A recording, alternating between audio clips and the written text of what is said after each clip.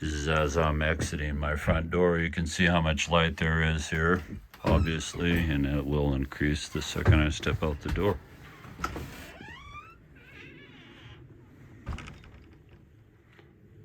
Okay, this is the best approach to what here is the camera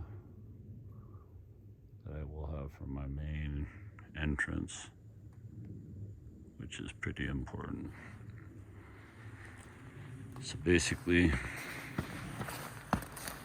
gives me a full view of the yard. This is my mobile escape RV here. Down here I have my secondary camera, which you can see a little better red. What this does is give me a nice lower side view of everything that's going on down here. And all you can see is infrared. And you know, the camera can actually pick it up better than I can with my own eyes. So as far as that goes, that's my secondary setup. You notice as you look around out here, it looks pretty dark. This is pretty much what your eye will see. You can see the neighbor's lights down the way. Okay, of course my camera's here, and my lights are gonna be activated, of course, by the motion of me coming in.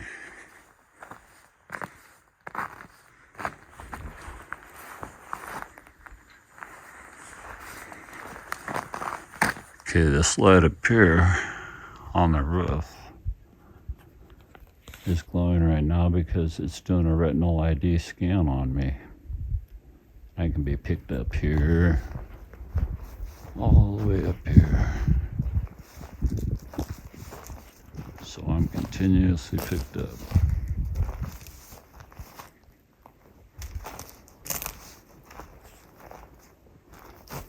Now it's just on infrared.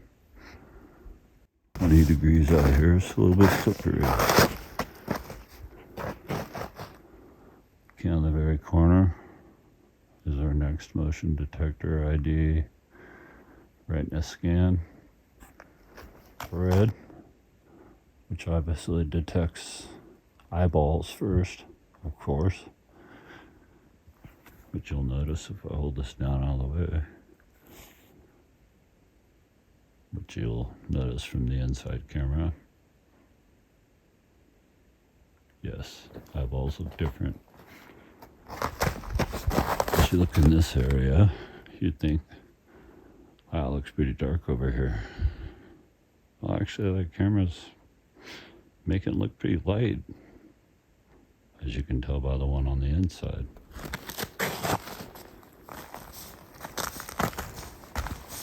My snowmobile.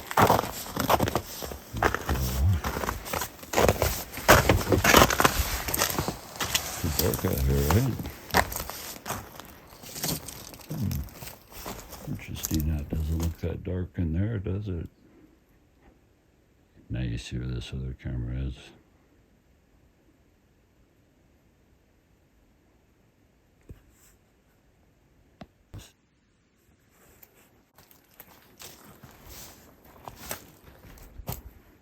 Now the retina scan kicks in.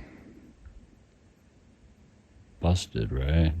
How many people are going to hang out? The snow kind of scares people off to begin with.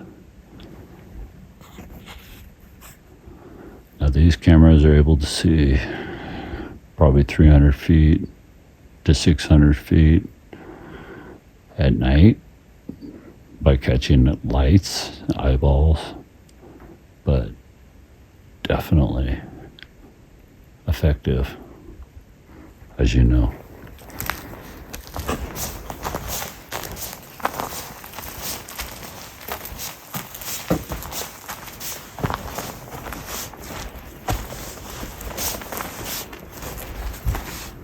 Up here is my long distance camera that goes all the way to the end of the street, which is really handy. I nicely tucked them under the eave. The farther you have them away from the eave, the better view you're going to get. As you can tell, some of the infrared's still hitting some of the roofs, so could be better. And as I come around,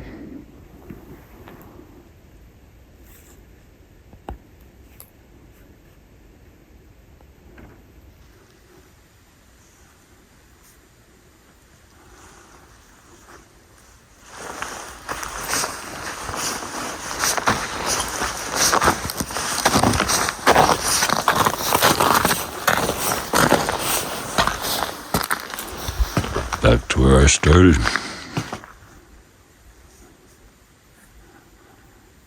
Having a front porch like this, quite handy. I stick a bicycle up against the back of it. Yeah, I'd like to see somebody push a bicycle out of the way. A mountain bike is just jammed against it. So you could kick that door in easy otherwise. Not with a bike there. Anyways, these lights, these cameras, cheap. So this is the view from my inside cameras. And it gives me absolute view over anything I need, any angle, any direction, any weather. So from this upper corner up here, what you don't see there is there's actually a road that leads in from the freeway where all the traffic can come in to this whole neighborhood. So that road leads down and basically connects up to my road that I own. And there's an upper road that you can also see. And up there you see the lights. Those are from the upper houses on the upper road. So you can actually see all that on my lower cameras, which is really nice because I'm able to see all the way from the very corner and all the way down this whole strip here. You can't see it now because a lot of the neighbors up here have their lights off. That's why I'm saying up in the forest, they don't like lights as much as they do in the city. And well, yeah, for some of this, that's more of an issue. And as I come out here, basically what I was explaining to you is it really looks a lot darker than it is out here. This is the area that I showed you that I said, look, this is the area that looks real dark. And it's not dark to the camera eye, but it is dark to your own visual eye. And well, that's awful convenient because being able to see in the dark is really amazing. This is the other corner. It's the corner that I do have a little bit darker for the neighbors. I did have to dim that down for them because they do have a newborn.